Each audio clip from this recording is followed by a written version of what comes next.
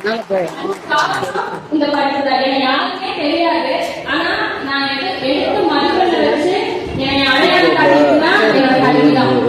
First நான் 3 விஷயம் சொல்றோம். இந்த இலக்கிய மன்றத்துக்கு முதல்ல ஒரு வாழ்த்துக்கள் சொல்றேன். எங்களை இப்படி பாராட்டுக்கு வேண்டி. ஏன்னா இதோட நம்ம வந்து ஒரு புக்கு அடுக்கியிருப்போம். அந்த அடுக்கிற்கு எங்க சார் வந்து நல்லா அடுக்கிருக்கீங்க அப்படின்னு சொல்லும்போது எனக்கு இன்னொரு அந்த புக்கு அடுக்கும்போது அவர்கிட்ட எப்படியாவது பாராட்டு வாங்கணும், நம்ம இன்னும் நல்லா அடுக்கணும், அந்த மாதிரி ஃபீலிங் இருந்துச்சு. இப்போ கொடுத்த நீங்க பாராட்டு நீ நான் காலேஜ் போனாலும் அந்த இடத்துலயே நான் வந்து அங்க நிற்கணும், அந்த ஒரு எண்ணம் வந்து நமக்கு உருவாக்கி கொடுத்துருக்காங்க. ரெண்டாவது விஷயம் என்னன்னா ஒரு ஐயா சொன்னாரு, கண்டிப்பா சுயநலம் வந்து எதுலையுமே இருக்கக்கூடாது. ஏன்னா இருந்தா அது கண்டிப்பா நமக்கு தோல்வியை தான் கொடுக்கும். சுயநலம் வந்து கல்வியில மட்டும் இருக்கலாம். அதாவது மித்தவங்க சொல்லி கொடுக்கறது இல்லை, நான் படிக்கணும், உங்களுக்கு வேண்டி படிக்கிறேன், நான் அப்பா அம்மாவுக்கு வேண்டி படிக்கிறேன், எங்க பாட்டிக்கு படிக்கிறேன், அப்படி ஏதோ படிக்கிறேன், உங்களுக்கு வேண்டி படிக்கிறேன். நான் படித்தேன் அப்படின்னா நான் ஒரு நல்ல காலேஜ் படிப்பேன், நான் மெடிக்கல போவேன், என் அப்பா அம்மாவை நான் வந்து கடனாளி ஆகாம நான் பார்த்துக்குவேன். அதுக்கப்புறம்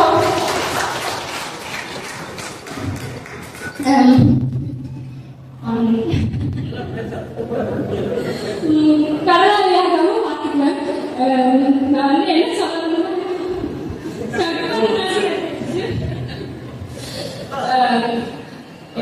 ஒரே நிமிஷம் நான் வந்து அதை எழுதிக்கிறேன். இப்போ நீ சக்ஸஸ் பண்ணாலும் சக்க ஆயிடுச்சு. சரிங்களா? நான் வந்து 3வது விஷயத்த சொல்லிட்டேன். கண்டிப்பா எனக்கு நேரம் வந்துருச்சு. சுயநலமா இருக்கக்கூடாது அப்படின்னு நான் சொல்லியிருந்தேன். நீங்க உங்களுக்கு வேண்டி படிச்சீங்கன்னா ஃபர்ஸ்ட் நம்ம வந்து ஒரு நல்ல காலேஜ், எனக்கு ஒரு வேலை, எனக்கு ஒரு சம்பளம் வரும்போது என் வீட்டை நல்லா நான் பார்த்துக்குவேன். நான் அதுல நல்லா முயற்சி ஆயிட்டேன், அப்படி நல்லா வந்துட்டேன் அப்படின்னா என்ன சான்றோம் நான் பார்த்துக்குவேன். அதுக்கப்புறம் என் வீதி, என் பேரு, என்னோட நாடு அந்த அளவுக்கு போயிடும். அப்போ இந்த படிப்புல மட்டும் நீங்க சுயநலமா இல்லை. ஏன்னா நமக்கு ஒரு அடிப்படைனா பார்த்து நடப்போம். கண்டிப்பா நம்ம வேலையா இருக்காலும் பார்த்து நடக்க மாட்டோம். அந்த மாதிரி படிப்புல சுயநலமா இருக்க. இன்னொரு விஷயம் என்ன அப்படின்னா, கடைசி விஷயம், நம்மளோட இந்த பாராட்டு விழா வந்து இந்த 4 அழைப்புல வந்து முடிய முடியாது. நம்ம கல்வி கட்டுறோம், ஆனா இங்க நம்மளையும் தாண்டி நிறைய பேர் இருக்காங்க. ஏன்னா அவங்க ஏன் இந்த விஷயம்னா எங்க ஸ்கூல்ல நடக்குது.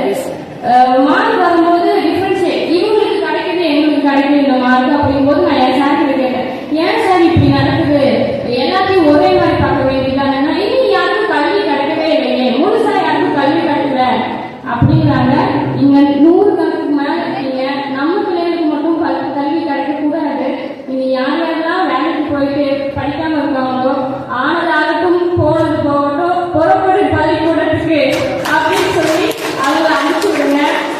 நல்லதே நினைப்போம், நல்லதே நடக்கும்.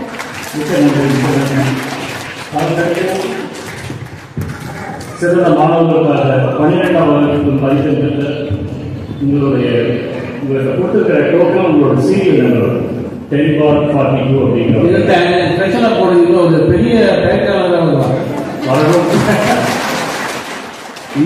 நலுக்கு தெரிஞ்ச மாதிரி நெத்தியில தான் அடிக்கிற துப்பாக்கி. இந்த வயசுல மெச்சூரிட்டி இருக்கு, பயம் இல்லை. ஸ்டேஜ் நம்மளுக்கு அப்படி நட்டுங்கிறாங்க. அவர் வெட்டிச்சல் 1/2 மணி நேரம் பேசுவான்னு நினைக்கிறேன்.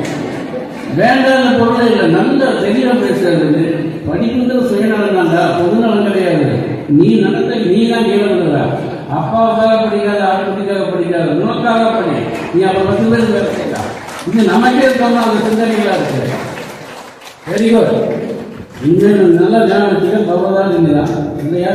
புவியாலும் பவதாரணி. நீ போ புவியாலும்